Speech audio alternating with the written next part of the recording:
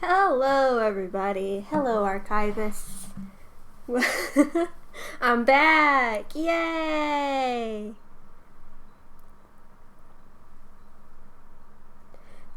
I'm. This is exciting. I have the physical copy in my hands right now. I'm just so excited. Oh my gosh, I'm so happy. Hi, Curio. Hello.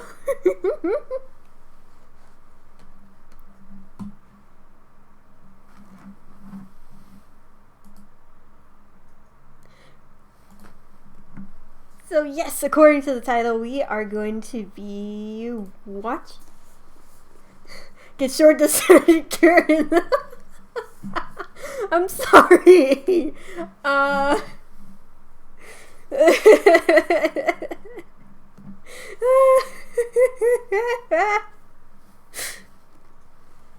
I'm sorry, but that was the only way I could get the chat to fit. Maybe if because I have to share it between this and the gaming, but I have to use it for both versions of the chat. And one's a super skinny box, and this one's just a whole ass page. So it needs to fit the skinny box first and foremost.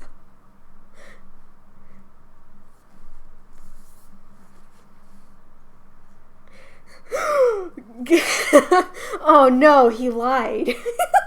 He lied, everybody.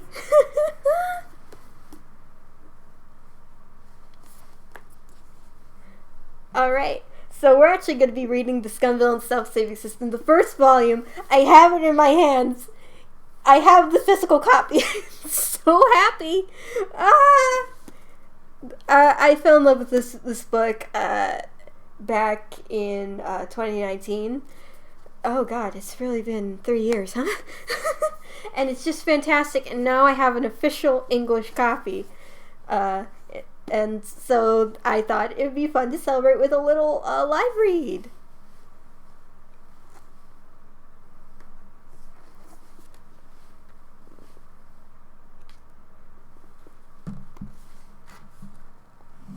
So let me just get...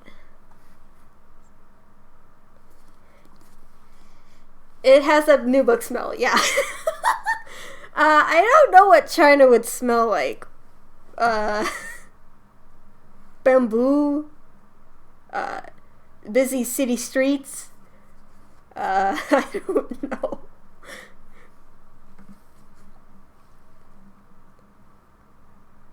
There is like no copyright-free Chinese music on YouTube. That sucks. I'm just gonna have to go with this and have people forgive me for being dumb. That way we have something to listen to besides my voice.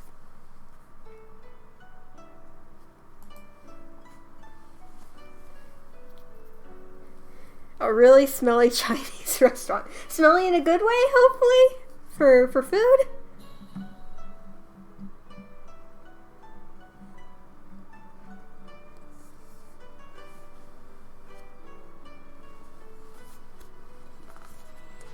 Wait, I'm opening this up for the first time. Oh my gosh. Oh, these illustrations are absolutely... No, it's garbage. The illustrations are absolutely amazing. Oh no, that's horrible to hear.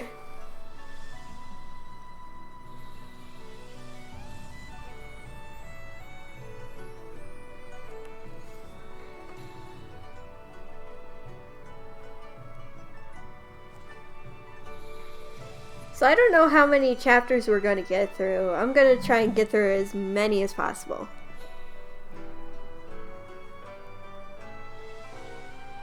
Oh no! That double sucks.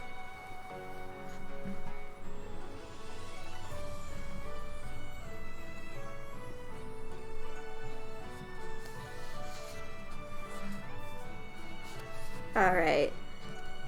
I'm just so happy to be holding this in my hands right now. It's like one of those paperbacks that are like glossy, and then it's got like the thick cardstock, like oh my god, I'm just so happy to have this book. Oh my god.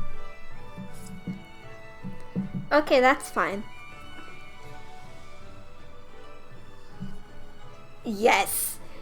Exactly. And also, it's just, oh my god, it's like, oh my gosh, it's glossy, and like the title's slightly raised. Not enough that it's like visible, but if you if you move your hand across it, you can feel the texture of it. Ah, it's so great.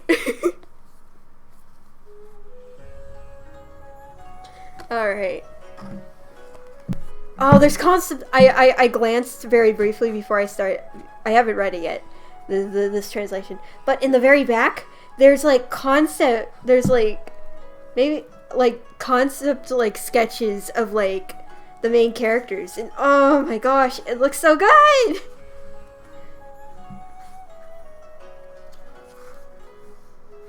They all look just amazing.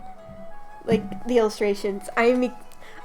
Even though you won't be able to see the illustrations, because I'm not sure how I would do that without like an e-copy of the book and somehow figuring out how to stream that. But you'll know when there's an illustration, because I'll probably be screaming about it. Alright, so here we go. Chapter 1. Entitled Scum. Great title. Proud Immortal Demon Way was a male power fantasy of a stallion novel. To be more specific, Proud Immortal Demon Way was a monster-fighting, escapist cultivation novel with an incomparably ridiculous length, a golden finger that broke every rule, and a harem size nearing 3 digits, seeing as every single female character fell for the protagonist. The year's hottest stallion novel. There was no other! The male lead of this novel, Lao Bing-he, was neither the kind who started heroic and invincible like a proud dragon of the heavens, nor the kind who was a loser, a good-for-nothing without merit. Yet he managed to trend with tens of thousands of readers on... Oh god, I apologize everybody, I'm gonna be butchering every word that is not in English. Chongdian? Chongdian? I suppose? Okay. Yet he managed to trend with tens of thousands of readers on Chongdian literature, inspiring countless other male fantasy novels to follow in his footsteps. He was the kind of lead who was pitch black, dark, and vicious, though before his heart blackened, he was the kind who suffered misery after misery. Next, let a veteran reader of this novel, Shen Yuan, omit the countless fanservice details and concisely summarize the million-word epic for everyone. Immediately after birth, Lao Bing-he was abandoned by his parents, swaddled in white cloth, and put in a wooden basin that lowered into the Lao River. This occurred on the coldest days of the year, and it was only thanks to the fishermen pulling him out of the water that he didn't freeze to death as a baby. Because he had been drifting along the Lao in the season when it was choked with thin ice, he was given the name Lao Bing-he. A sh noise. Okay, I'll keep that in mind.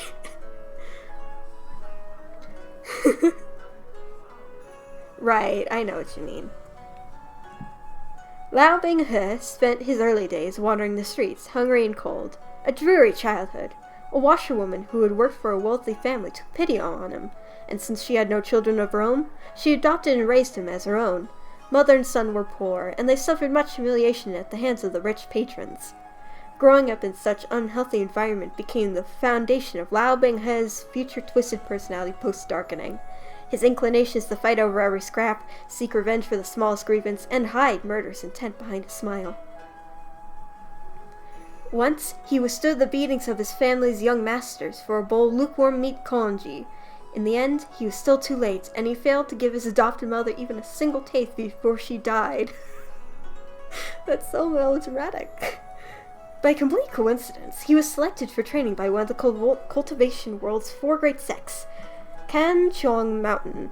There he apprenticed under the Shuya sword I hope I said that right. Okay. Shen Qingqi. Lao Binghe thought he would finally start down the righteous path. He wouldn't have expected that Shen Qingqi was far out but foul within. Trash of the lowest caliber. Shen Qingqi was jealous of Lao Binghe's unparalleled and exceptional talent, and he secretly feared his disciple, whose cultivation improved by leaps and bounds every day. He always found new ways to taunt and demean Lao Binghe, even enlisting the boy's peers to belittle him. Throughout the years of studying, Lao Binghe endured every humiliation. It was another heart-wrenching arc in his story, filled with blood and tears.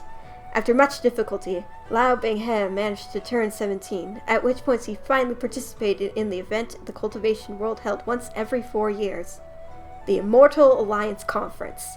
However, at the conference, Lao Binghe fell victim to Shen Qingqi's scheming, and he tumbled into a crack in the boundary between the human and demon realms, the Endless Abyss!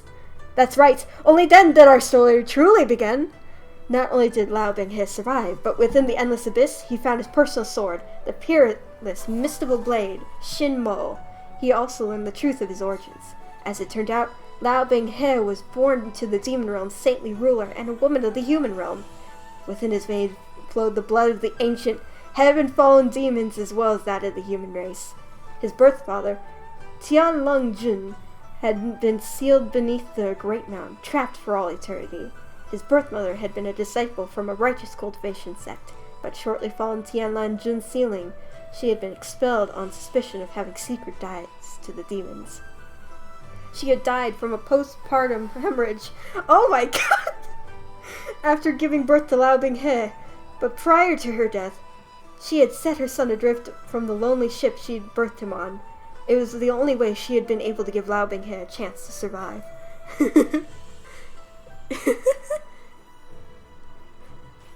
Yes, that's exactly what happens! He gets pulled by a giant gorilla.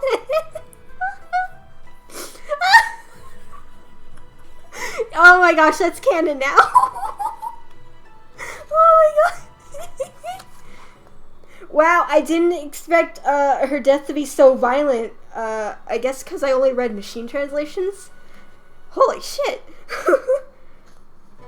Lao Binghe used Shinmo to release his body's seal on his demonic blood. Then within the dark abyss, he single-mindedly cultivated and enlightened himself to otherworldly techniques before heading back to Kangkong Mountain sect. From there on out, Lao Binghe steadily headed towards his dark path, never looking back. The grill head. I'm thinking about it too now. Oh, the death was postpartum hemorrhage.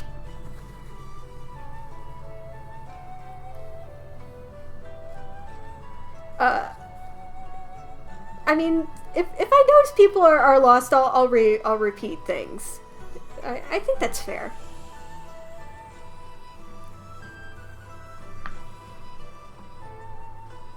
Alright. Every single one of his old enemies suffered great torment and died a horrible death by his hand. With his steadily improving ability to lie and scheme, Lao Binghe won the trust of many people, feigning compliance while secretly plotting against them. He seized power and rose in position, beginning a reign of terror. As the story unfolded, Lao Binghe's heart blackened further and further. He returned to the demon realm and inherited the position of saintly ruler. Yet unsatisfied, he began to eradicate each one of the human realm's great righteous sects, bathing them in blood, annihilating all who opposed him. In the end, Lao Binghe became a legend spoken for generations of immortals and demons, hailed for his unification of the three realms, the uncountable size of his harem, and his boundless number of descendants!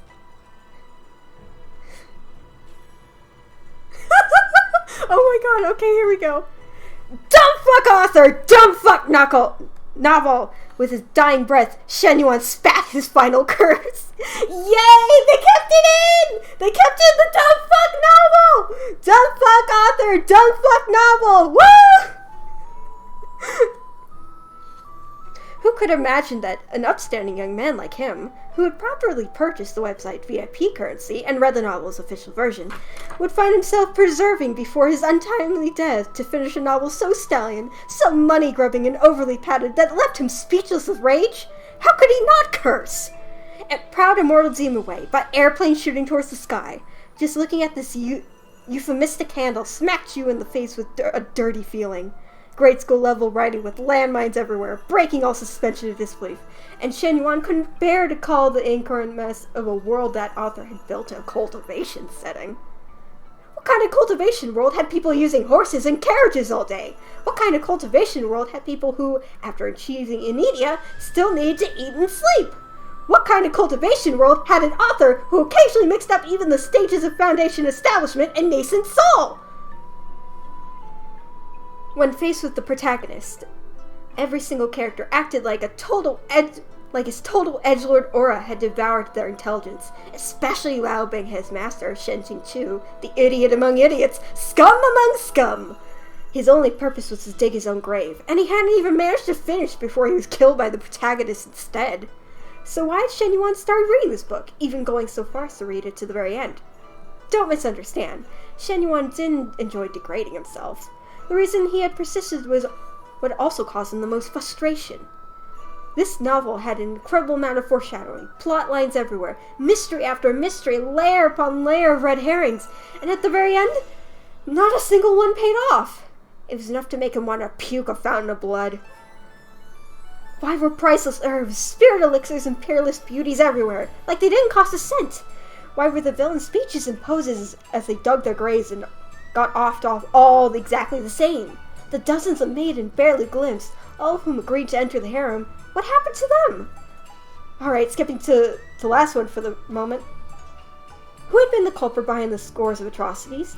Exactly what was the purpose of an unending list of characters so hyped up for being awesome and without equal? Why did none of them make an appearance, even at the end? Towards the sky, bro! Airplane, bro! Great master! Can we have a discussion? Fill in the plot holes, okay? Shen Yuan felt like he could have come back to life with the power of sheer rage. He's going bald in real time. He's a nostalgic. No, he's not. No, cursed. A curse upon you, Curio. A curse upon thee. A plague upon your house for even mentioning his name. Shen Yuan felt like he could have come back to life with the power of sheer rage. In endless darkness, a mechanical voice sounded in his ear. Activation code. Don't fuck author, don't fuck novel. System automatically triggered. The tone reminded him of Google Translate.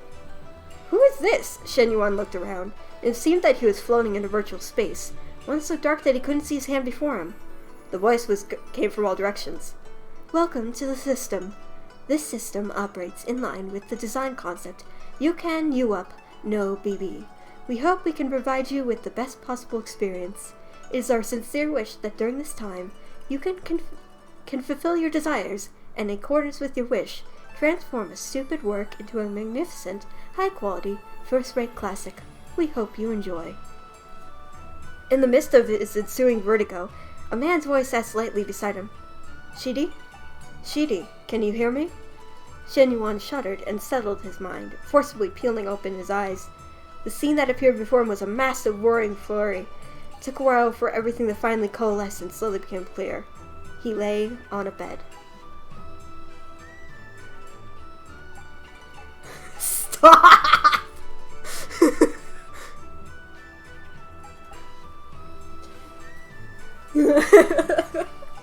I know exactly which GIF you're talking about. Oh my god.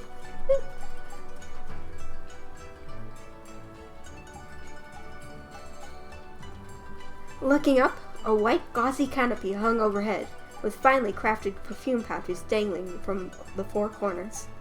Looking down, he wore a white robe of an ancient style. Next to a pillow lay a paper fan.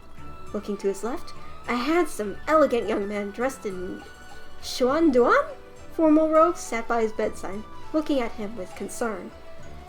Shen Yuan closed his eyes.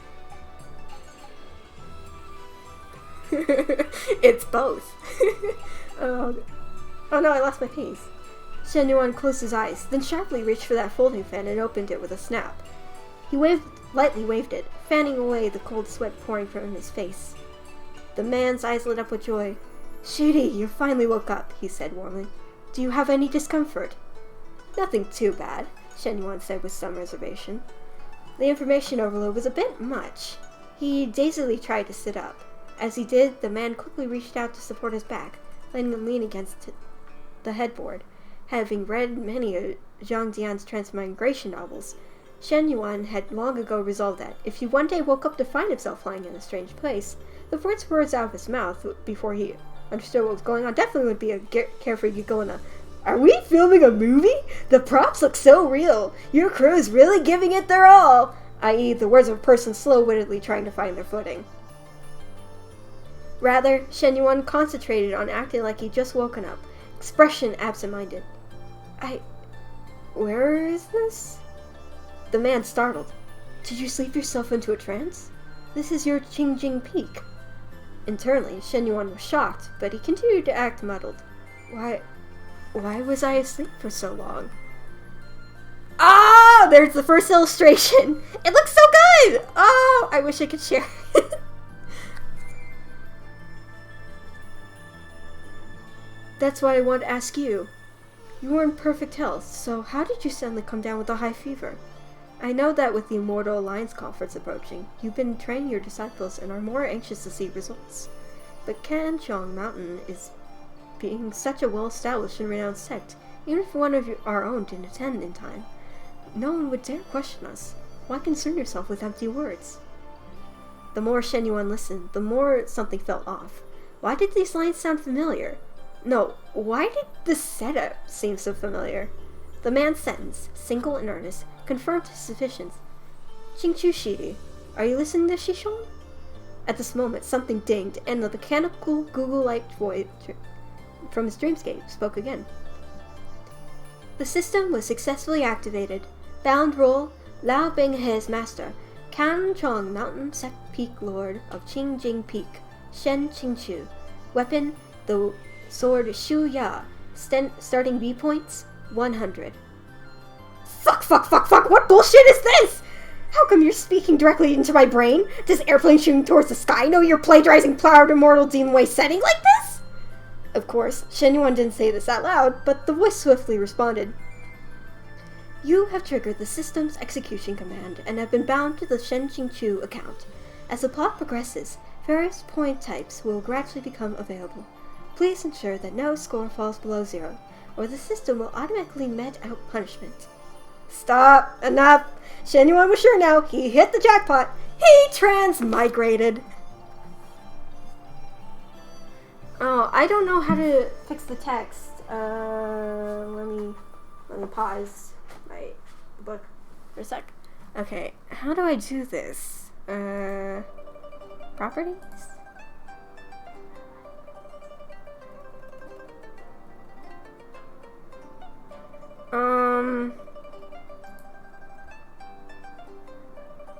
Oh.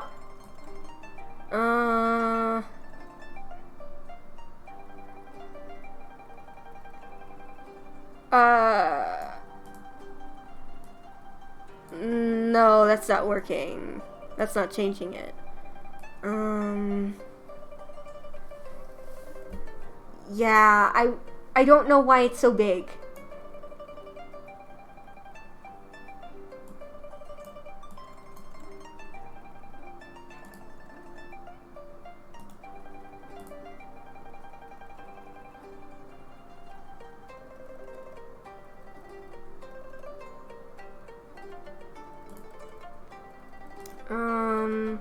Properties.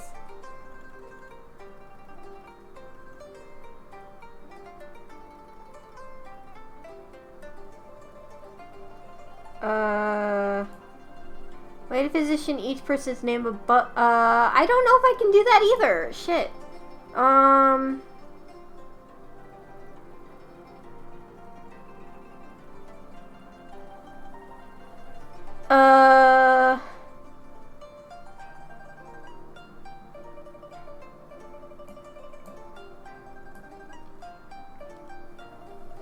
Hang on. I need to look at the actual Twitch chat here instead of at my OBS screen because I can't read anything.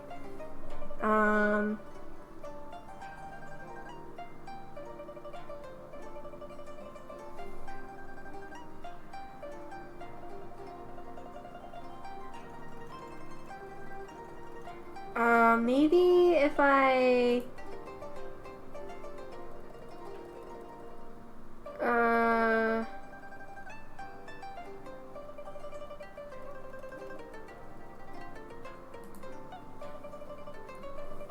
Okay, hang on. Oh no. This is the dangers of doing stuff live. Oh no.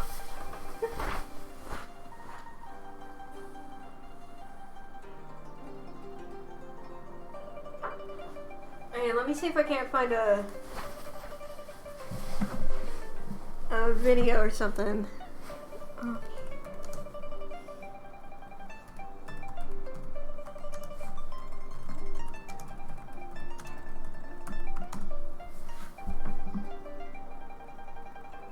Oh, here we go. I'm gonna completely mute, and I'm gonna be right back, everybody.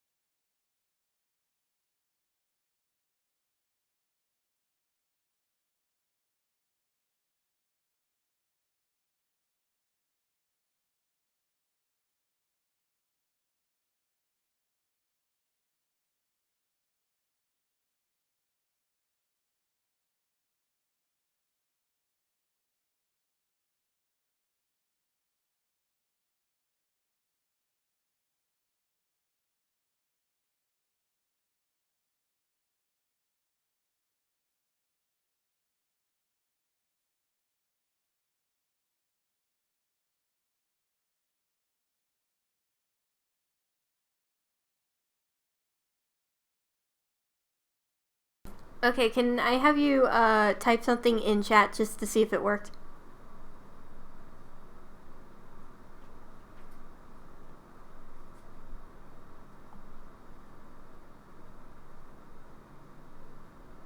Aha!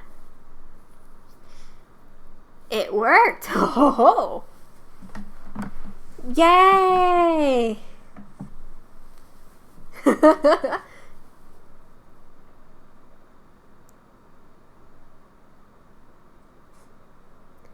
Oh my gosh, I'm glad it worked. Oh my gosh, yay!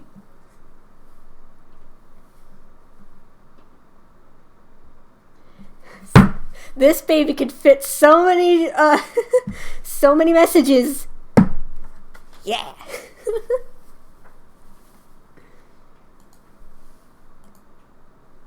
Oh my gosh, yay! It's working.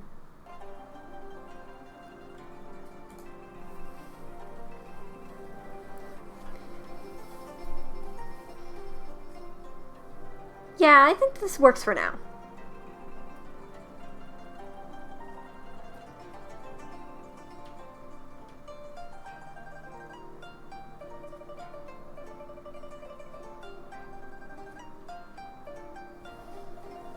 Oh my gosh, I'm so glad I got it to work. Oh.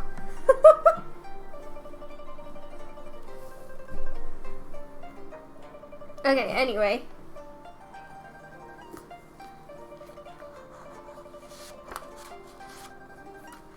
Continuing with the book. Transmigrated into a story he just finished. Moreover, even if it was a pitch-black stallion novel he hated, and even if it came with some kind of shitty system, as a 21st century veteran VIP reader of Dian literature, Shen Yuan had read various types of do-over and transmigration male power fantasy novels year in and year out, so theoretically, he could live happily and easily accepted this fact. But of all people, the shell he was borrowing just happened to belong to the male lead scum villain master, Shen Qingqiu. This made the situation rather complicated. The amicable-looking elder brother type beside him was Kanchong Mountain Sect's current sect leader, Shen Qingqiu Shishong, the Xuan Shu. God damn! I'm getting tongue-tied! The Xuan Su sword, Yua Qingyuan. Fuck! There was a very important reason Shen Yuan emphatically thought fuck at the very sight of Yue Qingyuan. In the original work, Yue Qingyuan's death had been caused by his good shidi, Shen Qingqiu, okay? And what horrific death it was. Tens of thousands of arrows had pierced him until not even his bones remained. At this second, the victim was facing his own murderer and showering him with concern. The pressure was immense. On a second glance, though, the story had yet unfolded to that point. Yue Qingyuan was still in perfect health, meaning that at this point in time, Shen Qingqiu had yet to reveal himself as a hypocrite, and his reputation was still pristine. Yue Qingyuan was a bleeding heart, nothing to be afraid of. Though his character ended up suffering quite a bit during his read, Shen Yuan had been rather fond of him.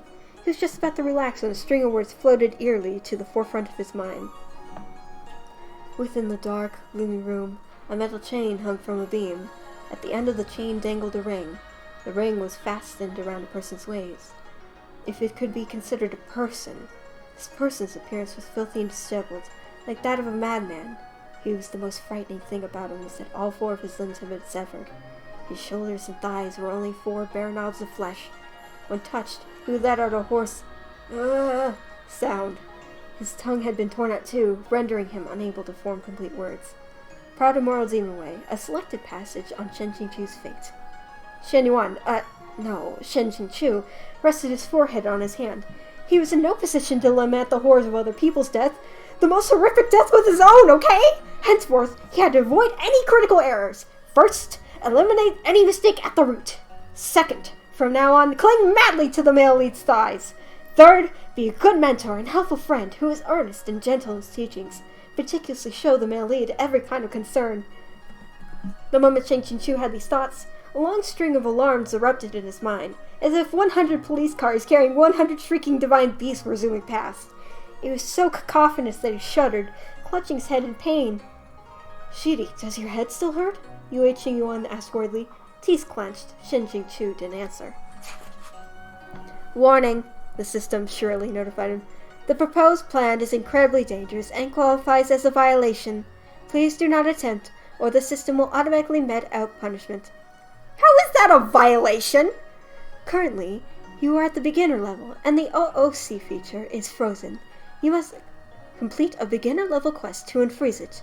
Before unfreezing, any act in violation of the original Shen Qingqiu character settings will result in a deduction of a fixed number of B points.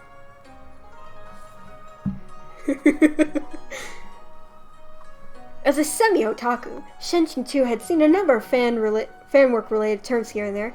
You know what I mean.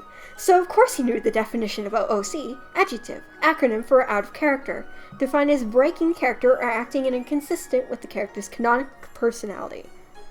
In other words, before whatever feature gets unfrozen, my behavior and actions can't differ from what Shen Qingqiu would do. Correct. The system had already let him transmigrate into Shen Qingqiu's shell, replacing him, but it still cared about a detail like being OOC? You just said something about how the points can't fall below 0. If they do, what happens? You will automatically be deported back to your original world. Original world? But in Shen Yuan's original world, his body had already expired. In other words, if he lost all his B or whatever points, whatever awaited him was, in short, death. Well, if you just ignore the male lead and avoid doing anything, things would be fine, right? He raised his head and scanned the room, but among the disciples waiting on him by his bedside, he didn't see anyone that matched Lao Binghe's description. Feigning unconcern, he said, "Where is Lao Binghe?" Yue Qingyuan paused, giving him a strange look. Shen Jingqiu remained straight-faced, but it was secretly filled with glee. Was it possible that time wasn't ripe? That the male lead had yet to apprentice at Kanchong Mountain Sect? "Shidi, don't be angry," said Yue Qiong. That just came out wrong. I apologize for that. An ominous premonition stirred in Shen Jingqiu's heart. Yue Qingyuan sighed. "I know you don't like him, but that child's already worked hard enough, and he hasn't made any significant mistakes. Don't punish him any further, all right?" Hearing this, Shen Jingqiu's lips felt dry. He wet them and said, "You can just say it. Where is he?" Yue Qingyuan was silent for a moment. "Whenever you finish stringing him up and beating him, haven't you always shut him in the woodshed?" Shen Jingqiu's vision went dark. And there's a break there, so I'm going to use this as an opportunity to get water. Oh my goodness.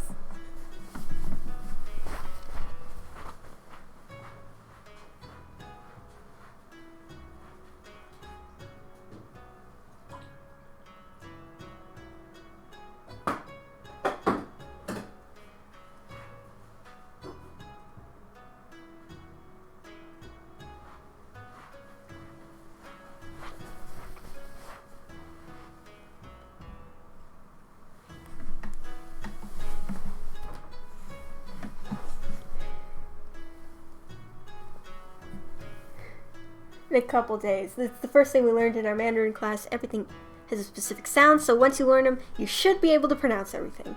Hopefully. Like, there is also a pronunciation guide in the back, but according to people who do speak Chinese, it is of varying quality. Some names are really, really good, and some are just really, really garbage.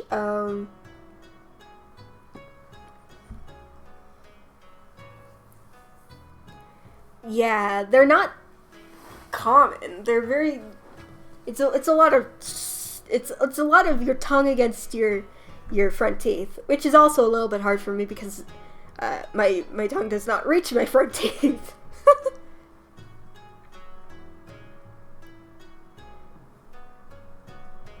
It's a sound that we can make. We just don't use it in the English language.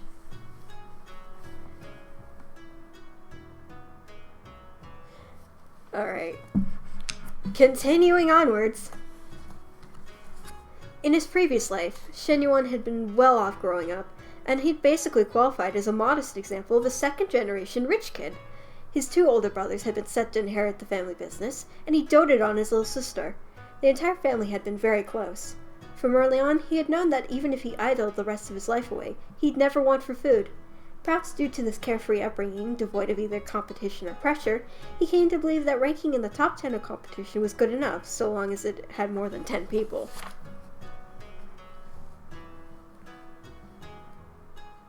Yeah, kind of like that.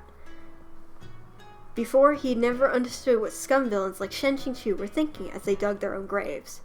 The original Shen Jingqiu had both training and cultivation and the qualifications to prove his experience, not to mention the self-restraint to put up a facade. He wanted for neither standing nor reputation, and with the support of the world's largest sect, he would never want for money either. So why did he have not even a speck of the poise expected of an immortal? Why did he act like one of those bitter courtyard complex concubines with too much time on their hands? Why was he so unable to tolerate the main character that no matter how innocuous his behavior? And why did he spend every day in and day out scheming up new torments for him, even getting others to do so in his place? Even if Lao Binghe was blessed with heavenly talent, and even if his aptitude was exceptional to the point that he was more or less cheating, there was still no need to envy him to that extent, you know? Still, the blame didn't really lie with Shen Jingqiu. It lay with the author. These type of villains were everywhere in the novel, as numerous as carp in a river. And it was just that Shen Qingqiu's character had been especially detailed and especially rotten. What could you do, though? The ultimate boss in this book was the protagonist himself. How could a firefly outshine the sun and the moon? The cultivation world had dubbed Shen Qingqiu the Xiu Ya sword, so naturally he had the appearance and bearing to match. Even now, glancing left and right into a blurry bronze mirror, Shen Qingqiu was quite satisfied with what he saw. It was a fine-featured face with pitch-black eyes and brows, thin nose and lips, and the most scholarly air. Combined with a slender body and long legs, he could more or less be considered beautiful.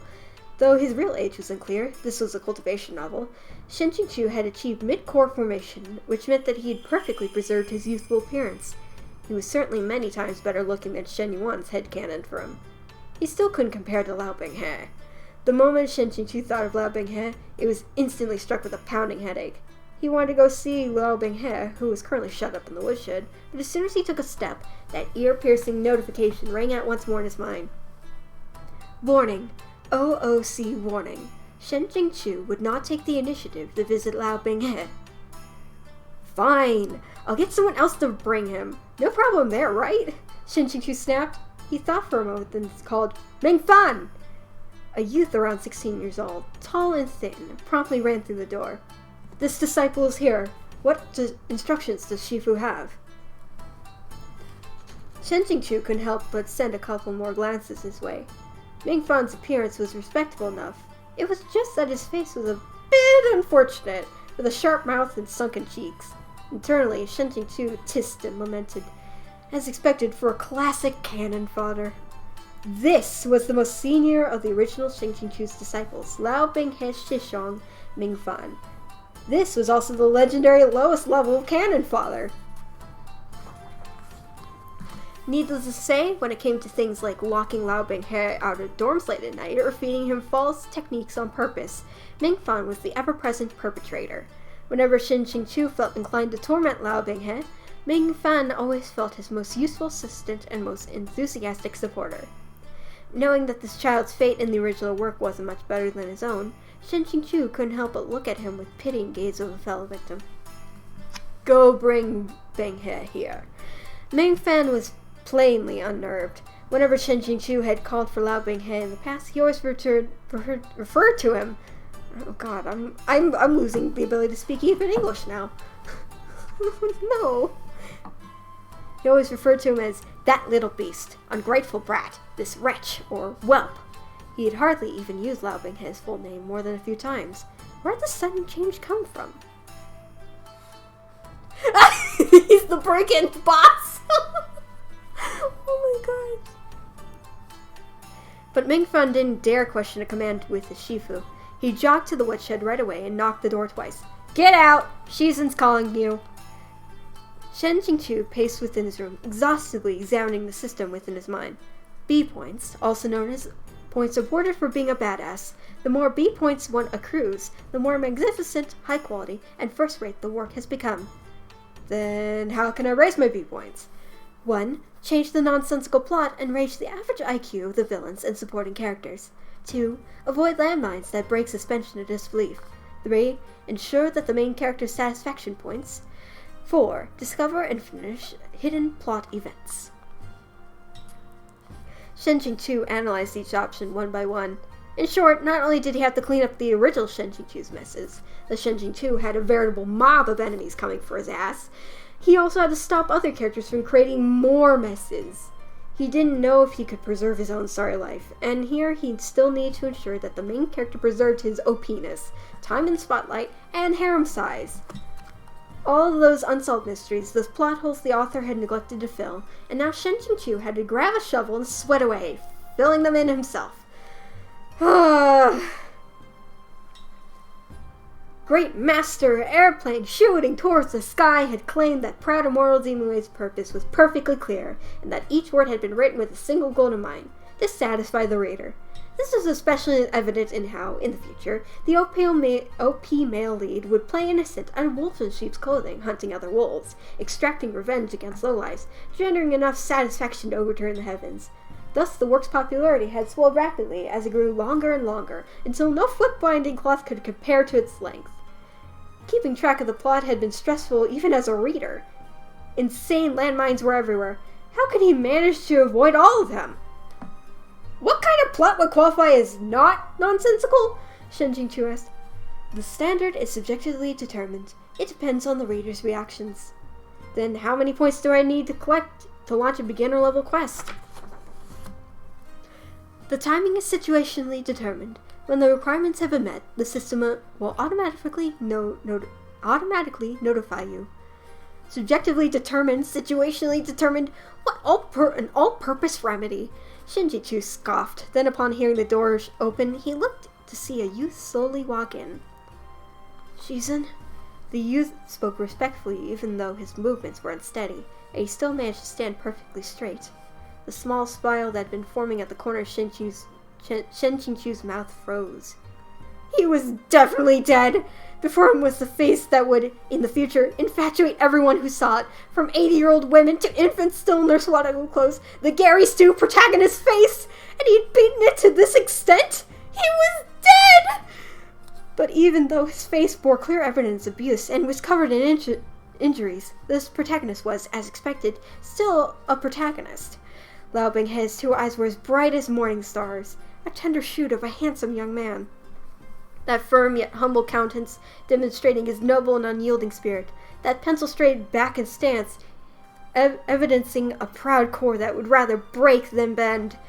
In that instant, a blood of parallelisms and other stylistic devices flooded through Shen Qingqiu's heart, passage after passage jumbling together into countless stanzas of praise that almost spilled forth from his mouth. Luckily, Shen Qingqiu managed to rein it in, albeit while internally yelling about how close he'd come. The underlying hardware of this protagonist's halo of excellence was really too much. He almost couldn't hold back. And the illustration for this page. The baby. It's the baby. Here comes the boy. He's just adorable. He looks so cute.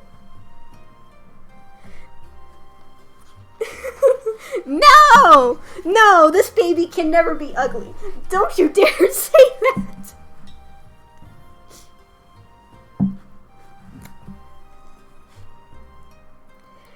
Shen Qingqiu's mouth. No harem for you, boy.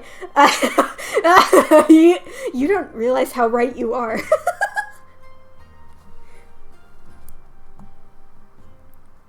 Shen Qingqiu's mouth twitched as he watched Lao Binghe limp through the door, then struggled to kneel. I can't afford your submission. If you pay respects to me today, you're definitely going to kneecap me in the future.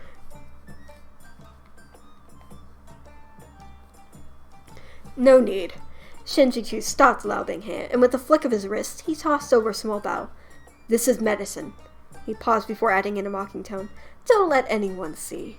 They might think my Qingjing Peak abuses its disciples. Shen Qingqiu had assumed his role quickly. Even though he had done something daringly subversive by handing over medicine, he had also done it with a nasty attitude. Therefore, it was passably in line with Shen Qingqiu's hypocritical nature, his tendency to do evil while simultaneously fearing others find out. Indeed, the system hadn't sent an OOC notification. Shen Qingqiu let out with a sigh of relief. Lao Binghe was expected that his master had called him in for further instruction. He never would have thought that he would be offered medicine.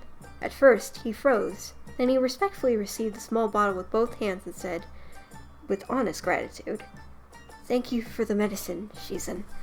At this point in time, Lao Binghe's face was still that of an innocence, his smile sincere and gentle like the warm dawning sun. Shen Qingqiu stared at it a while, then turned his head away. Prior to his darkening, the male lead's personality was that of a model, an upright youth. A shine of a bright bit of sunlight onto him, and he'd glow. Give him a scrap of goodwill, and he'd return it tenfold. You know, that type. It would not have been an exaggeration to call him a little lamb. This disciple will henceforth redouble his efforts and not let Shizun be disappointed. Lao Binghe happily continued. No, if you redouble your efforts, I'm guessing your original master would be really disappointed. If Shen Jingtu hadn't read Proud Immortal Demon Way, he would have found the sight of the scene heart-wrenching, and he probably would have shed a couple of sympathetic tears for Lao Binghe's plight. As it was, he'd seen everything from beginning to end in an omniscient perspective, so he'd been privy to Lao Binghe's plentiful and colorful thoughts post-blackening. To wit, Lao Binghe's current pitifulness directly correlated to the future ferocity of his wanton laughter as he ground his foot into your head. Though he would wear the mask of a kind and humble gentleman, inside, all his thoughts would be that of how he'd rip out your tendons, pull out your bones, peel off your skin, and hang it all out to dry. Lao Binghe smiled. Today, the humiliation this disciple once suffered will be returned 100-fold. For injuring my hands and feet, I'll tear off your limbs and grind them to dust. Proud Immortal Demon Way, selected passage number 2. After that, he had in actual fact carved Shen Jingtu into a human stick. Binghe, how's your cultivation process? Shen Jingtu asked in deliberately aloof tone as he moved to sit in a sandalwood chair. With that single Binghe, he terrified himself to the point that frightened goosebumps all around his back. This nerd. Okay, goodbye, Curio. Thank you for joining.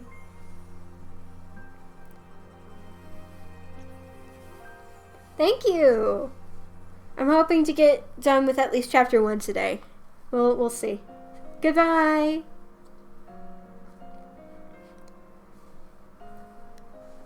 Lao Binghe's back also shook with a clear shudder, but he still managed to smile tinged with shyness. This disciple is stupid and still failed to understand. That was about right. With the fake cultivation manual, the fact that he still hadn't yet suffered a chi deviation was all thanks to his incredible protagonist-level durability. If he'd actually understood anything in the manual, it might have been a miracle! Boy, come hang out with me! Shen Jingtu yelled within his heart. This master will deliver unto you the correct techniques! That demonic system's warning notification started blaring instantly. I was only thinking about it, Shen Jingtu said to the system. Of course I know that it would be a violation.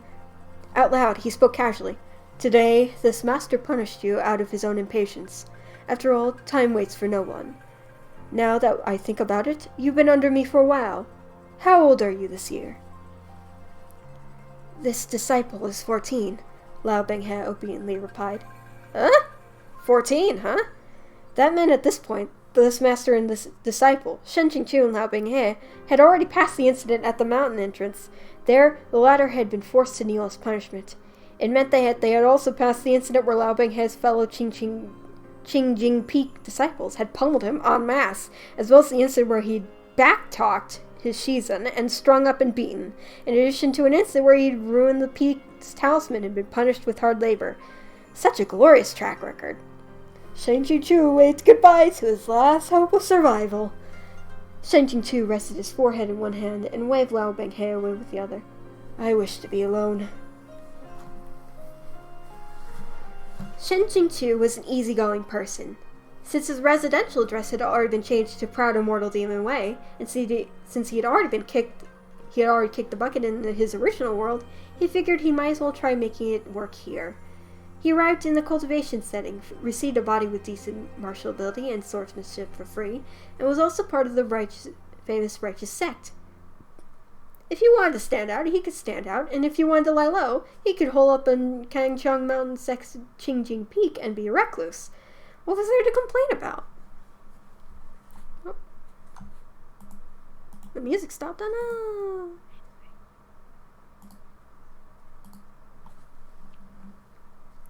The only slightly difficult thing would be finding a girlfriend. In this sort of male power fantasy styling novel, any woman inevitably would belong to the male lead, as long as she wasn't ugly. Everybody knew this. Still, Shen Jingtu was a man of few needs. He would have been satisfied just idling away to a ripe old age.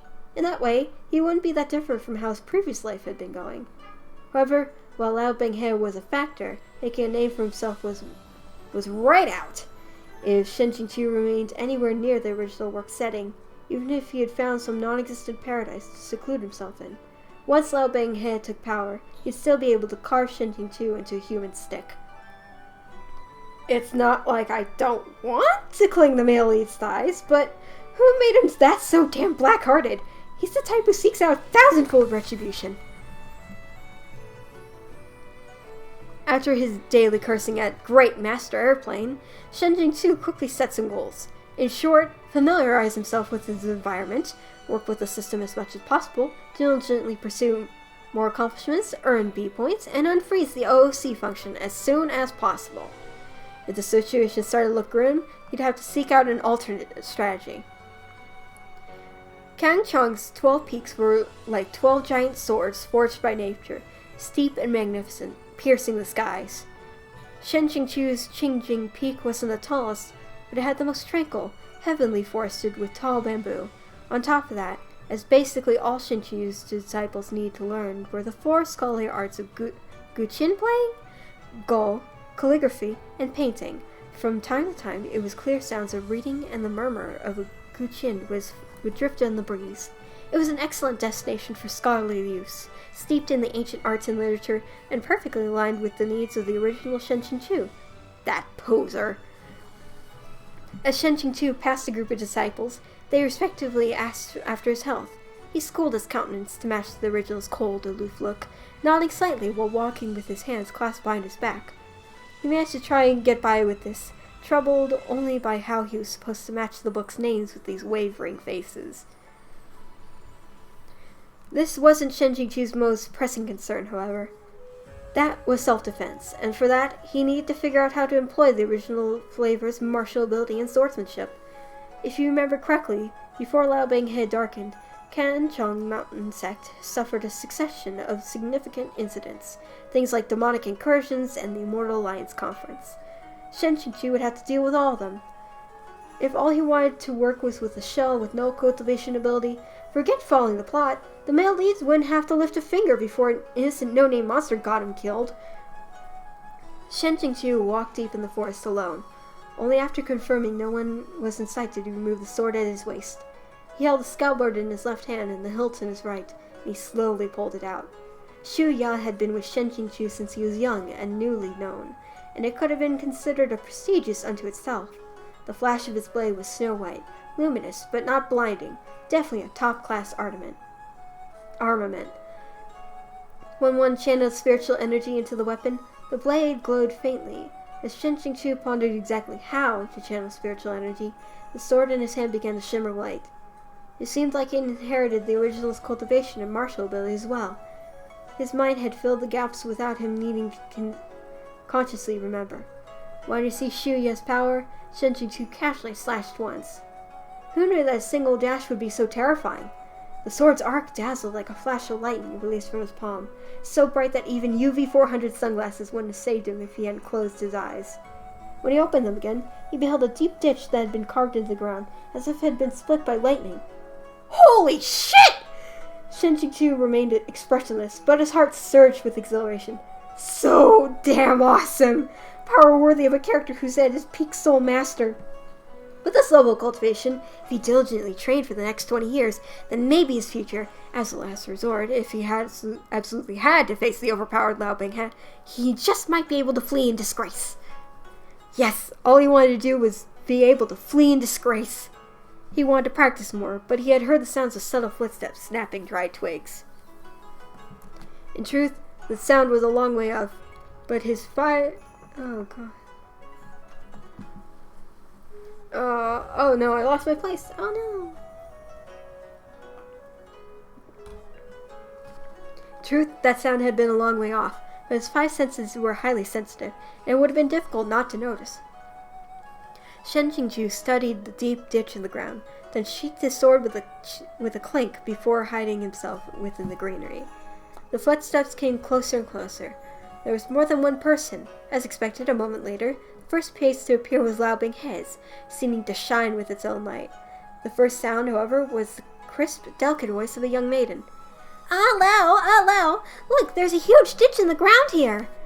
Upon hearing the nickname, Shen Jingqiu almost staggered from his hiding place. Shen Jingqiu's youngest female disciple, Ning Ying, the system said concisely. What use was the introduction? Shen Jingqiu hissed. Everyone knows that the only person who addresses Liaobing He that way. The pretty girl following Lao Binghe came into view as well. She looked slightly younger than Lao Binghe, lovely and adorable, her braided hair bound with orange ribbons as she ran and skipped, brimming with naivete. Every proper cultivation novel seemed to have a charming young Shimei type. This young Shimei inspired some complicated feelings in Shen Qingqiu. This was because he had designs on Ning Ying Ying. No, more like the original Shen Qingqiu had designs on Ning Ying Ying. Shen Qingqiu's character settings were stuck on shady hypocrite. Since the surface he looked pure-hearted, free of desire, and immune to wicked temptations, then beneath the surface he had to be an immoral, shameless, scummy, and despicable. He was a teacher, but he abhorred filthy intentions towards his obedient and cheerful disciple. He tried to carry them out several times in the story, and very nearly succeeded. One can, however, imagine the result of daring to try to get a taste of the male lead's woman. While reading, Shen Qingqiu had thought it a little strange that Lao Binghe hadn't tried to castrate the creep. His failure to do so absolutely didn't jive with Binghe's dark charm. So he had gone to the comment section and joined the mob, flooding it with posts to the tune of, "Please castrate Shen Qingqiu! No castration! We unsubscribe!" Upon reflection and closer consideration, Shen Qingqiu was profoundly terrified. If the appeal had succeeded then, he absolutely would have to chop off the hand of which he made those posts. Lao Binghe glanced once over and offered only a half-hearted smile. But Ning Ying Ying wanted his attention, and she fumbled around for something to say. Tell me, Lao, what Xishang was practicing their sword glares out here? On Qingqing Peak, I'm afraid only Shizhen has this level of cultivation, Lao Binghe answered as he picked up an axe and started chopping a tree. He only spoke one line, and paid her no more heed. His focus was entirely on his own actions as he raised and lowered the axe, chopping in earnest. These trees were neither thin nor weak, and the axe was half rusted. At this time, Lao Binghe was only 14 years old, so chopping was tremendously taxing. Soon sweat poured down his face. Ning Ying Ying sat on an old log, watching him with her face propped up on her hands. After a while, she was bored again and wheedled, Lao, play with me! I can't. Lao Binghe didn't even have the time to wipe away his sweat. He continued to swing the axe as he spoke.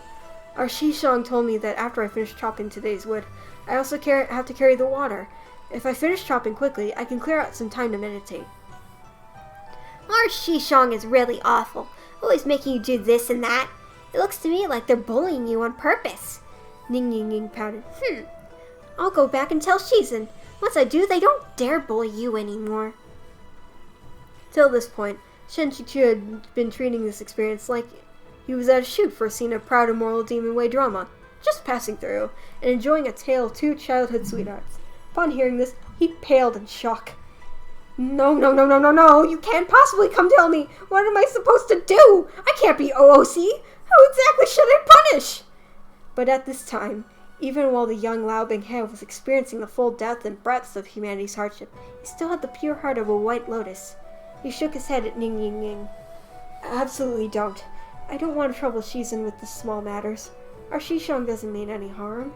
They just see that I'm young and they want to give me more chances to train. In that instant, Shen Qingqiu could almost see 10,000 rays of light behind Lao Binghe. He couldn't help but back up the 3 steps, unable to look directly at the male elite who had achieved such a tremendous state of being, who had attained such profound enlightenment. While Ning Ying Ying chattered, Lao Binghe finished chopping his quota of wood. Putting the axe away, he found a random patch of relatively clean ground and sat down cross-legged with his eyes closed. In his heart, Shen Qingqiu released a long sigh. In truth, even during the early, misery-ridden part of the storyline, the protagonist's overpowered nature had already started to emerge. The cultivation manual Ming Fan had given Lao Binghe was fake. The more he trained following it, the more his techniques should have degraded until they were absolute rubbish. But with his peerless talent and his body's half-demon blood, Lao Binghe had managed to eke out a path of his own by complete accident. It was entirely unscientific!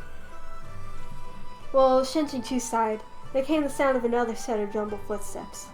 As soon as he heard them, Shen Qingqiu knew what was coming wouldn't be good. Ming Fan stepped out into the clearing, leading several low-ranked disciples. Upon seeing Ning Ying Ying, he delightfully strode up and grabbed her hand. Xiao Shimei, I finally found you. How could you come to a place like this without saying anything? The backside of the mountain is so large. What if some dangerous beast or poisonous snake had left out? Come, Xishang will have something fun to show you. Naturally, Mingfan saw Lao Binghe silently sitting nearby, but he ignored the other boy as if he was nothing but air. However, Lao Binghe, being very well-mannered, opened his eyes and spoke. Xishang. I'm not afraid of poisonous snakes or dangerous beasts, Ning Ying giggled. Besides, isn't Ah Lao with me? Mingfan swept his gaze toward Lao Binghe, squinted, and scoffed.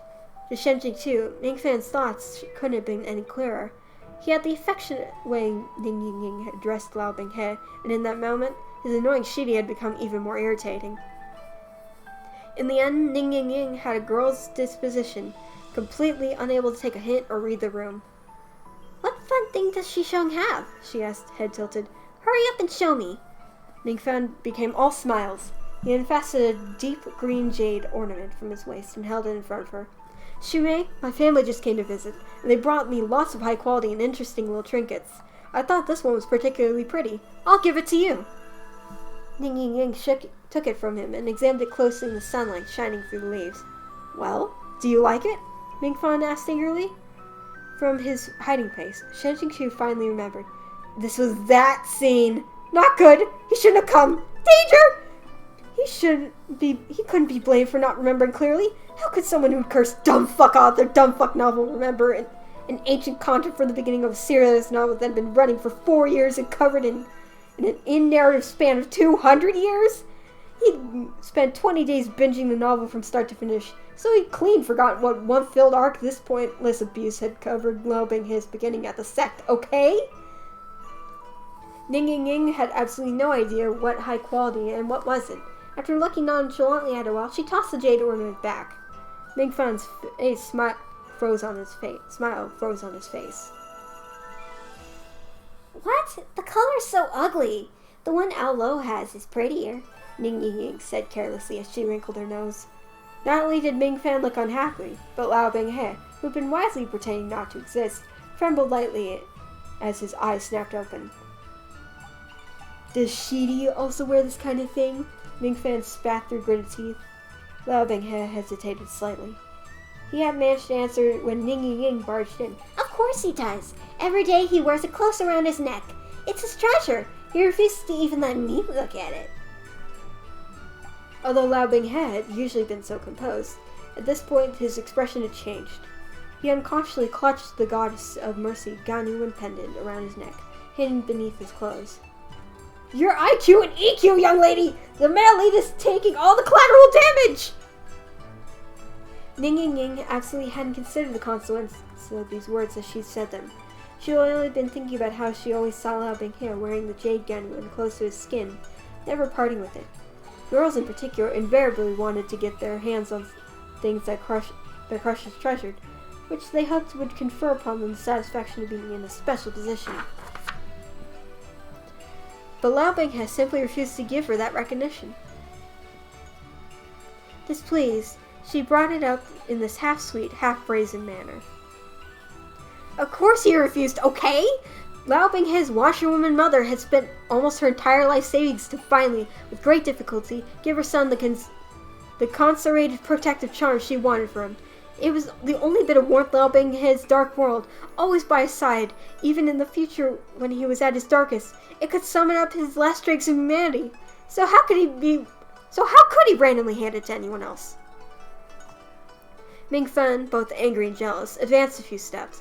Lao Shidi, you sure are stuck up, refusing to show Ning Ying Shimei your pendant, he snarled. If this keeps up, when we face strong enemies in the future, will you refuse to even lend a hand? Young man! There's definitely a logical gap between your first and second lines. It's fine if he doesn't want to. Xishang, don't bully him. Ning Ying hadn't thought these things would turn out like this, and she anciently stamped her feet. How could Lao Binghe best Mingfen at this point? Not to mention, a group of junior disciples who were Mingfen's lackeys were also ganging up on him. In a moment, the jade Ganyuan fell from Lao Binghe's neck onto Mingfen's hands. Mingfen raised it up for a look, then suddenly laughed loudly. Why are you laughing? Ning Ying said, confused. I thought it had been some rare treasure for him to protect it so fiercely.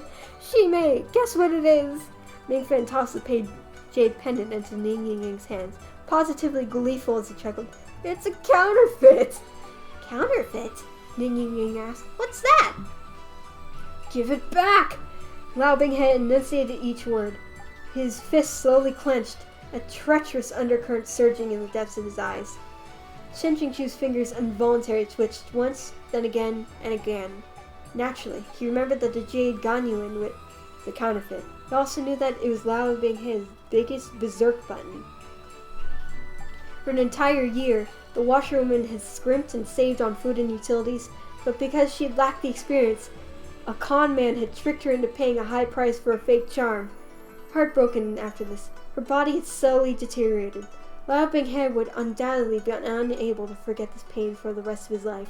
Thus, it was the one insult Lao Binghe could never tolerate. As a bystander, Shen Qingchu desperately wanted to reach out, beat up Ming Fan, snatch back the jade pendant, and toss it to Lao Binghe. Also, if he did that, maybe Ming Fan wouldn't thoroughly offend Lao Binghe. Then later on, he could keep his paltry little life. OOC. Thank you! Shut up! You want it back? I'll give it back. Who knows which street stall this cheap thing was purchased from? Ming Fan plucked the pendant from Ning Ying's hand, disgust in his tone. I'm afraid giving it to Shimei would dirty her hands. So he said, but he had not the slightest intention of returning it. Lao Binghe's face was tight. Suddenly, he struck out with both his fists, hitting a couple of the low-ranked disciples restraining him. Enraged as he was, his blows were not directed by technique. They were random strikes, fueled by the anger within. At first, he managed to cow these low-ranked disciples, but they quickly realized that he was in truth incredibly weak, and that his only demeanor was impressive. Also, Ming Fan was snarling at them. What are you standing there for? He dared attack a Shishong. Teach him what it means to respect seniority.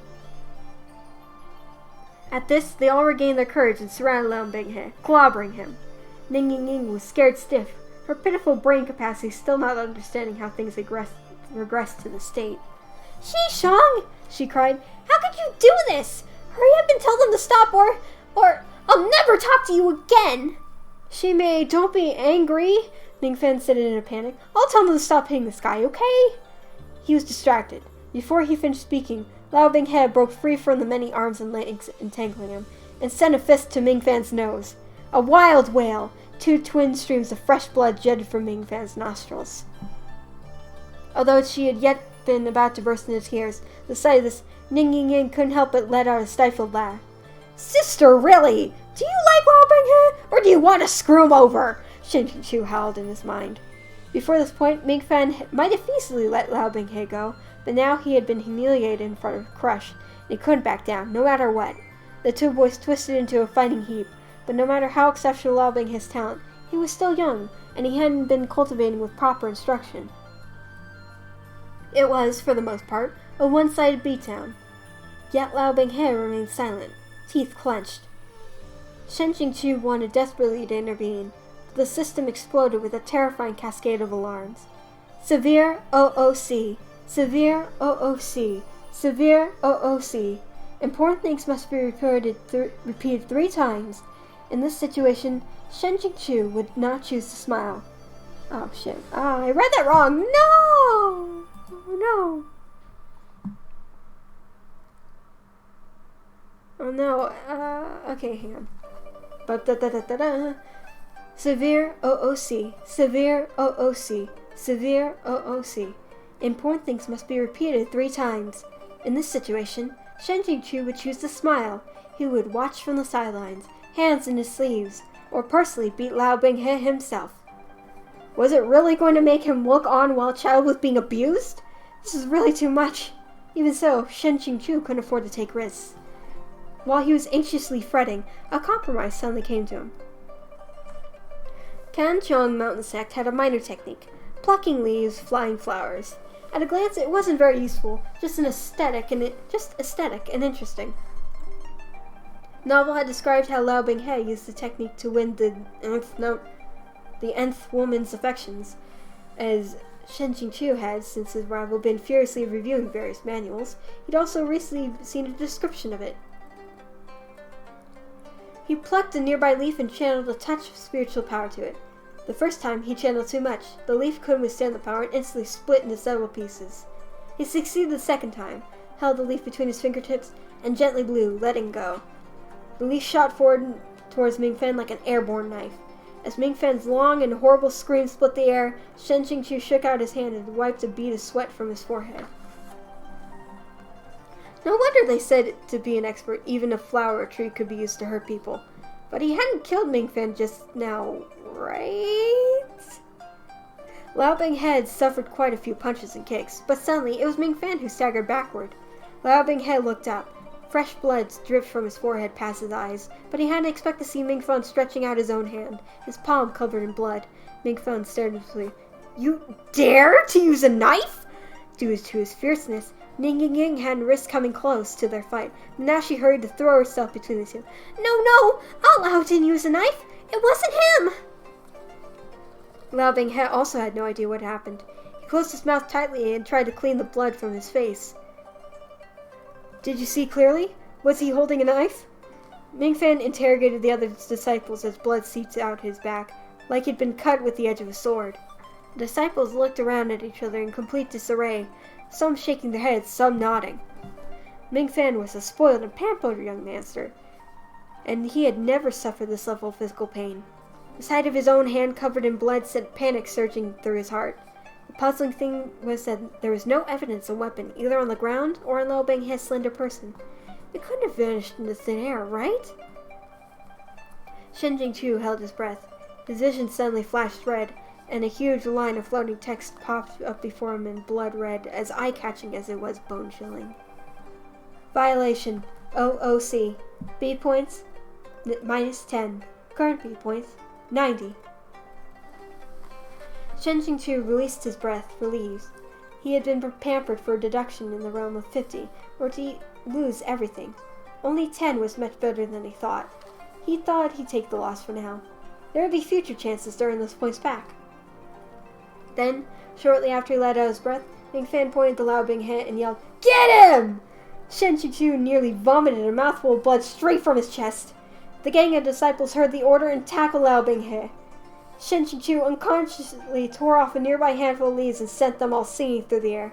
He regretted it as soon as they left his hand. What the fuck am I doing?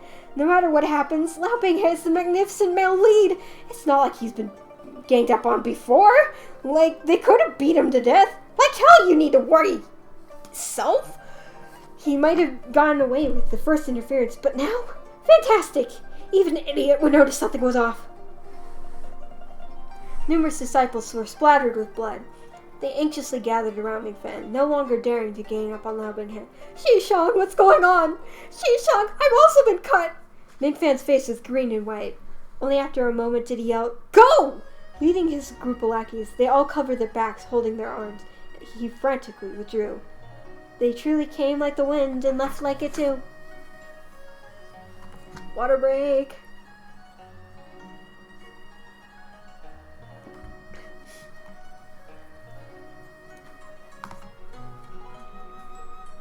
Only Ning Ying remained, standing there dumbly for a while.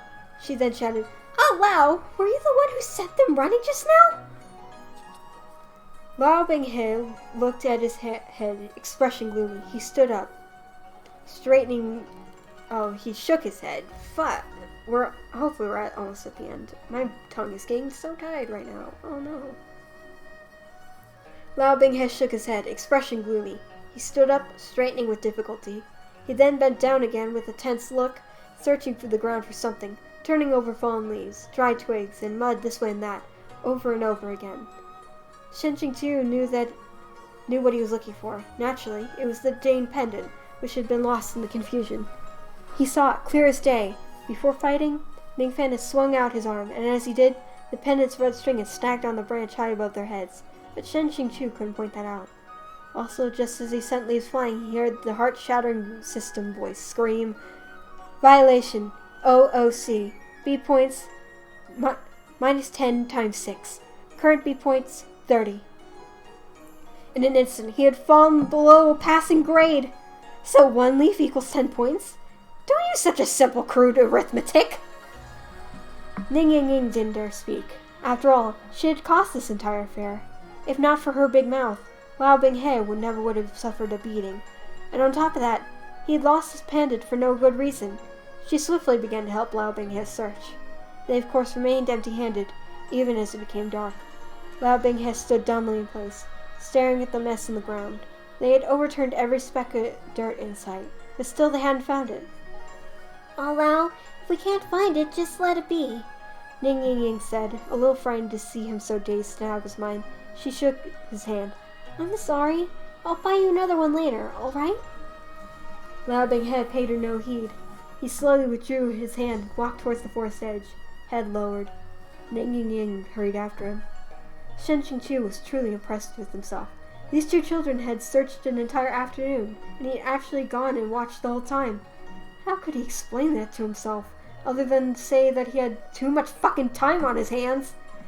He waited until they'd gone a good distance, then finally emerged from his hiding place.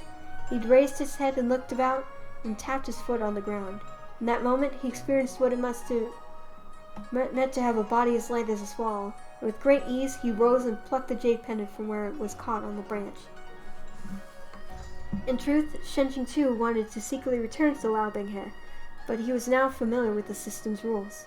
That would definitely count as a violation. He didn't have any B points left to squander. After some thought, Shen Qingqiu decided to keep it for the time being. Maybe later, this jade pendant would be of great use. For example, perhaps during a critical moment, when his fate hung by a thread, he could bargain with it in exchange for his life? Shen Qingqiu gave possibility serious consideration. Right then, a line of green text with pronounced 3D effect jumped into view. "Congratulations! Obtained key item, fake jade Ganyuan, ×1. For changing the storyline, ranking 2 IQ plus 100. Current B points 130. Please continue to work hard." All the points that had just been deduced were not only restored, but he got even more! On top of that, given the influence of the jade Ganyuan had on Lao Binghe, it's definitely a high-level item, and it could be used to preserve his life. What a happy surprise! A rush of satisfaction flowed towards Shen Qingqiu, cleansing him of the gloom that had set in while he crouched in the dark for a whole afternoon. In this moment, even the system's eminently punchable Google Translate-like voice was melodious beyond compare. Meanwhile, outside the forest, Lao Binghe had already left the back of the mountain, and he slowly unclenched his fist. Lying in his palm was the whole green leaf. Its edges were sharp and stained with blood. How much longer is this chapter? Oh, it's only a few pages more. Okay, I'll finish the chapter, and that'll be the end for today.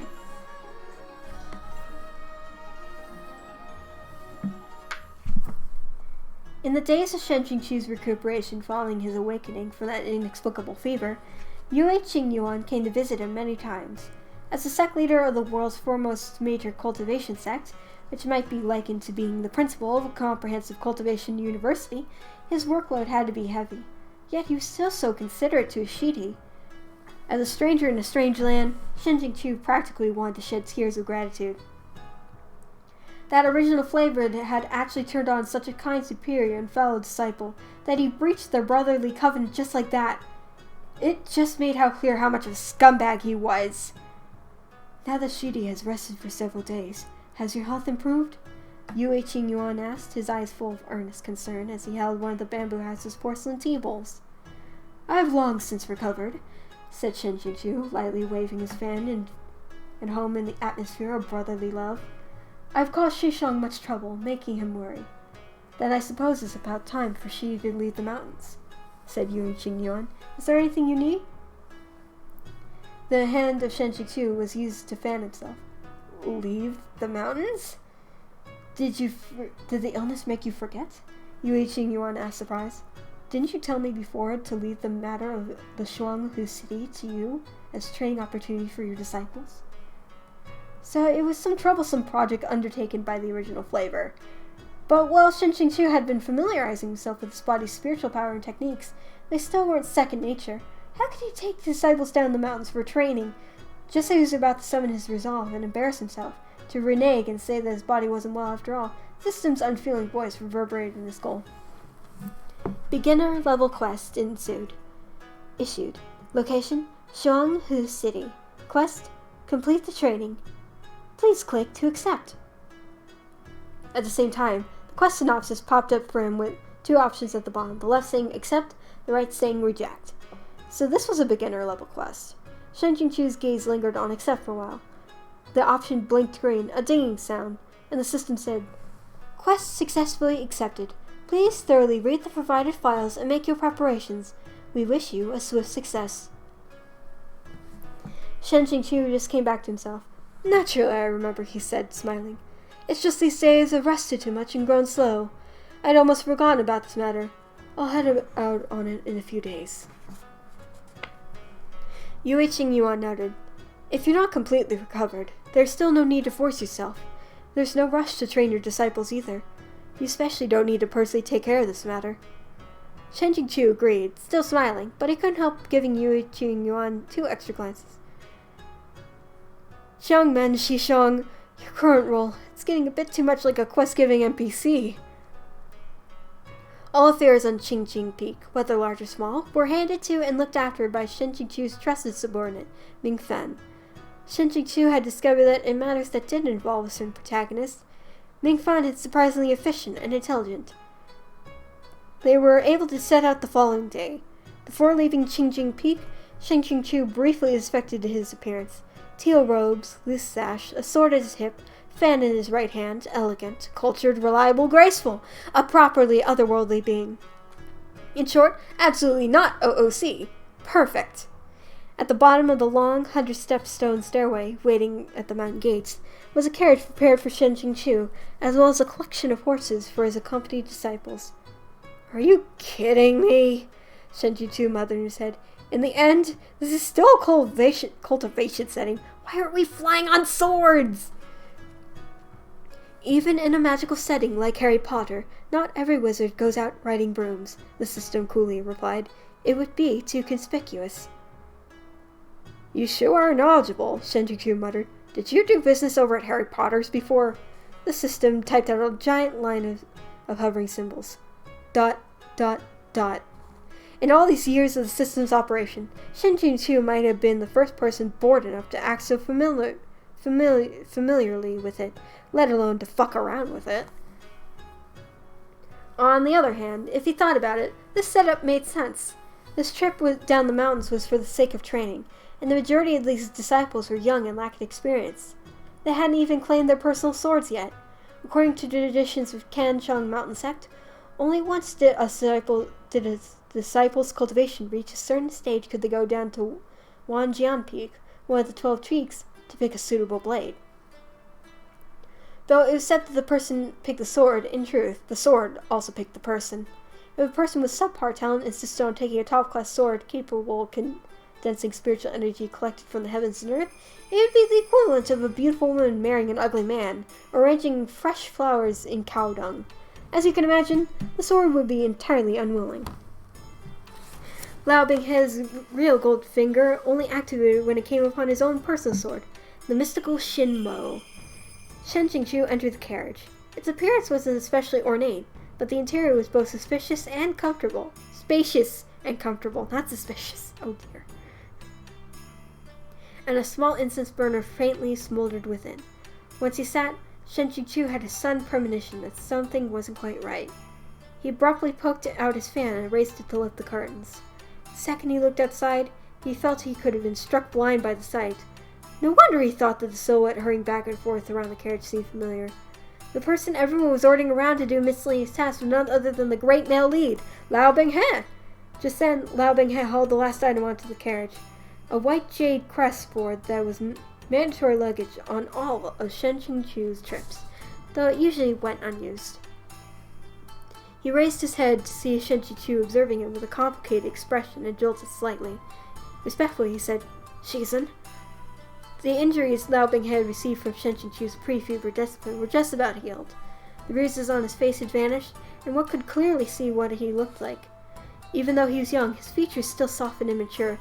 No degree of youth could conceal the handsome grace within him. On top of that, he walked and moved around with a shining air. Who could ever guess that this was Qingqing Peak's most miserable flower bud, which had been ravished by wind and rain for many years? Although Lao Binghe was doing the rough work of moving luggage and equipment, his attitude was meticulous. It was hard not to be moved by that earnest and focused bearing. It was especially hard for Shen Qingqiu, who already had some fondness for this male lead. He was, indeed, very fond of ruthlessly decisive protagonists, who was so clear-cut, who deserved his kindness and who his hatred. After staring for a moment, Shen Qingqiu made an "oh" sound, then pulled back his fan, dropping the curtains. It had to be said, the male lead was inescapably the male lead. Even with how downtrodden this kid was, with no history, no prospects, no parents to love him, it was no wonder that there were still so many first, second, third, and fourth female leads ready to hang off his every word, trail in his wake, and otherwise throw themselves at him. Good looks were the true way of the world. This also explained why there was also some cannon father or another who found him an eyesore, and who wanted to vent by beating him until his head looked like a pig's. Then something else occurred to Shen Qingqiu. That's not right. If the total number of traveling disciples, including Lao Benghe, was 10, and there were only 9 horses, then why were they missing one? All right. Even if he thought on his toad, he'd have known who was to blame. As expected, Ming Fan's gleeful voice cut through the snickering outside. Actually, we're short on horses, so we have no choice but to inconvenience Shidi at this time. Although since Shidi's foundation is poor, it's perfect. You can also take this as a chance to train. Short on horses, my ass! In recent years, all the major sects, Kanchong Mountain sect had become number 1 when it came to cultivation. It had no real business rivals. That was overflowing with wealth that could be left unsaid. In short, like they'd want for even a single horse. What? Mingfen paused, truly versed in digging his own cannon father grave. What sort of expression is that? You dissatisfied?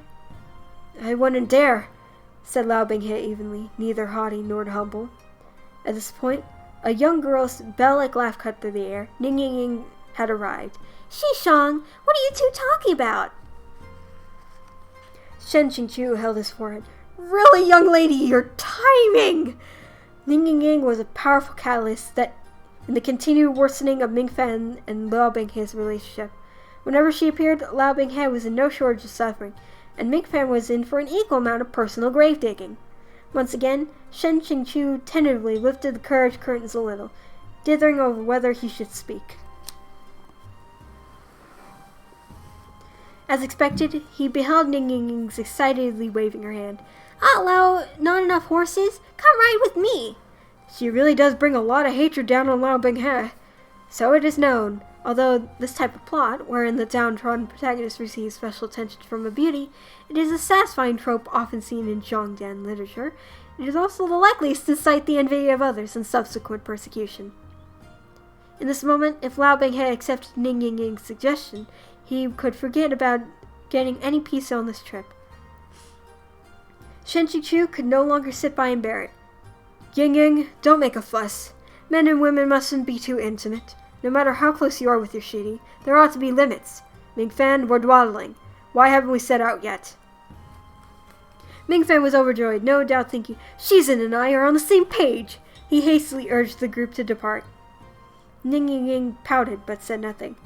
That little skit over for now, Shen Qingqiu let his mind wander from it, and returned to silently reading the files spread out on his system desk. This trip wasn't going to commemorate the first plotline to take him down the mountain. It was, more importantly, concerned with a beginner-level quest that would determine whether he would unfreeze the OOC function. Shen Qingqiu couldn't afford to treat it with anything but the utmost seriousness. The file described the location, a small city several tens of kilometers away from Kanchong Mountain sect. Recently, a number of murders had been occurred within it. Already 9 people were dead. Every victim had shared a common fate. The skin of their body had been completely, meticulously peeled off from head to toe, and with perfect precision, as if the skin had never been attached to the deceased body at all. It was enough to horrify anybody. Therefore, the murderer had been come to known as the Skinner Demon. The Skinner Demon's chosen victims were all young, beautiful women. Therefore, in Shanhu City, every family with daughters, wives, or concubines shut and locked its doors the moment night fell. Despite this, they had been unable to stop the Skinner Demon from coming and going as it pleased. A succession of 9 horrible deaths, yet the officials had no idea what to do. The city's people were in a state of panic. There were even rumors that it was the work of a ghost. Otherwise, how could the culprit come and go without a trace? Several influential families had met together and at last decided to send someone to Kanchong Mountain sect to plead for assistance from the mortal cultivators. Shen Jingqiu had already read this information multiple times, but no matter how many times he read it, it wasn't the least bit helpful. The hell is a Skinner demon? Never heard of it. Is this a newly added plotline or a hidden one? Is it dangerous? Is it strong? Am I even going to be able to deal with it? This isn't what we agreed to. In response to these questions, the system said, "What isn't? You were once a novel reader. Novels are a type of artistic creation, and in any artistic creation, there are always decisions that must be made and things that must be let out. Now that you've become part of this world, you naturally have experienced everything yourself, regardless of importance. You must follow every plotline to the very end, even ones omitted from the original work." Shen Jingqiu had no say in it. As such, he diligently trained for numerous days, single-mindedly seeking to make his abilities second nature, lest he croak at the hands of some no-name monster before he ever had a chance to die beneath the male lead's feet, like a general passing away before his first victory. Lao Binghe was still outside, so at no moment did Shen Jingqiu dare relax his vigil, keeping his eye out for any untoward activity. At the same time, he rummaged through the carriage interior. Every comfort one could imagine was on hand. Shen Jingqiu managed to dredge up 5 or 6 different tea sets, and he was speechless at the sight of them. No matter that in his past life he could have counted it as wealthy second gen, he still hadn't been disappointingly indulgent in his pursuit of first world affluenza, okay? At this time, a wave of crackles rolled from inside the carriage. He swept a glance outside. Lao Binghe trailed alone at the back of the group, at times walking, at times running. From time to time, horses encircled him, purposely kicking up a cloud of dust until he was filthy and caked with it. Shen Jingqiu couldn't help clutching the handle of his fan, knuckles itching faintly. This was only a book, and all the people were constructs, imaginary characters. Logically, Shen Jingqiu was very clear on this fact, but when a character was actually being taunted and bullied right before his eyes, it was just flat out unrealistic to expect him to be completely unmoved. Having attempted to dissuade them several times to no avail, Ning Ying finally realized her interference only made things worse. She anxiously urged her horse towards the carriage and called out, "Shizun! The Shishong! Look at them!" "What about them?" Shen Jingqiu asked placidly. Though his heart was moved, he didn't show it. "They're bullying someone so viciously, yet you're not telling them off," she said defiantly, her voice carrying with the strength of indignation. "If they keep up like this, Shizun, what are you teaching your disciples to become?" Even though she was directly tattling on them, Mingfen and his lackeys didn't feel any pressure at all. They were used to all the prior Shen Jingqiu silently permitting these actions. The harsher their bullying of Lao Binghe, the happier they made their teacher. Why would they exercise restraint? Mingfen was happiest of all. He was so sure that on that day at the back of the mountain, Lao Binghe had used some manner of sorcery he'd learned from who knows where. Today, Shizun was here, and he'd be crushed. Shen Jingqiu made an "oh" sound. Then he spoke a single line. "Lao Binghe, come here." Lao Binghe's expression went blank. Accustomed to this call, he gave a quiet assent and walked over. At first, everyone was still riding high on schadenfreude, thinking that Shen Jingqiu was calling Lao Binghe over to grab him by the ear and discipline him. What happened next shattered their entire worldview. Shen Jingqiu used his fan to lift the curtains, then jerked his chin at Lao Binghe before shooting a glance at the carriage interior.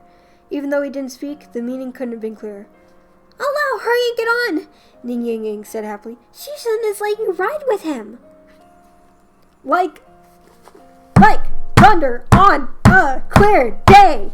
If they hadn't known their master so well and for so long, Mingfen and his fellows would have suspected that Shen Jingqiu had been possessed by a demon. Lao Binghe was also frozen with astonishment, but his reaction was nevertheless swift. He paused only for a second before saying, "Many thanks to Shizun." Then he stepped into the carriage, ever conscientious, and sat straight backed in the corner. His hands and feet remained tucked in, like he was afraid that his patched clothes would dirty the interior. "Warning. Warning rejected," said Shen Jingqiu. "I wasn't an OOC." Shen Jingqiu would never do anything to alleviate Lao Binghe's trouble. Verdict: OOC level 100%. Have you carefully examined this character's complicated inner world? Shen Qingqiu countered. Of course he would never do anything purely to alleviate Lao Binghe's troubles, but right now, my goal is to prevent Ning Yang Yang from losing her faith in me as her teacher. Jing Yang is my dearest little disciple, and she begged me. How could I not let her plea go unheard? ... So my actions are completely in line with Shen Qingqiu's internal logic, Shen Qingqiu declared. Your warning is invalid! During their exchanges over the past couple of days, Shen Qingqiu had gradually figured out a handful of the system's quirks. It had rules, but these rules were not rigid. As that was the case, there was a bit of leeway for bargaining. As he hoped, for the time being, the system wouldn't think of an argument to enforce his deduction. Riding high in the delight of victory in this first battle, Shen Qingqiu couldn't help but laugh. However, Shen Qingqiu had in that moment been quietly sitting in the carriage, seemingly meditating with his eyes in a closed trance. When Lao Binghe suddenly heard him laugh, he couldn't help but resist stealing a glance at him. To tell the truth, it would have been a lie to say Lao Binghe wasn't surprised. Even though he'd always revered Shen Qingqiu, he had no illusions about how his master treated and looked upon him. At first, he thought that Shen Qingqiu asked him to get in the carriage. There must be something even more terrible waiting for him within, and he mentally prepared himself for it. He hadn't expected Shen Qingqiu not to bother with him at all, instead focusing only on himself as he began to meditate. Lao Binghe thought for a moment. It seemed to him that he had never once been this close to his teacher before, and that he had never had an opportunity to carefully examine Shen Qingqiu like this. Appearance-wise, you couldn't complain about him. Perhaps Shen Qingqiu couldn't qualify as supremely beautiful, but he was certainly good-looking, and you wouldn't tire of looking at him. The profile's face, in three-quarter view, seemed to have been carved by creeks and mountain springs, and when not fixed in a cold scowl, became gentle and bright. As soon as Shen Qingqiu opened his eyes, he found Lao Binghe staring at him. He saw a glimpse of the future Lao Binghe's unique grace, that of eyes like cold stars, a soft and radiant smile with muted words and quiet laughter. Lao Binghe had been caught red-handed, and right as he was struck and lost what to do, Shen Qingqiu smiled at him. The smile was pretty unconscious, but Lao Binghe felt like he had been pricked by a small, fine thorn, unsure of what he was feeling. He averted his gaze and became increasingly awkward, unsure of what he was feeling.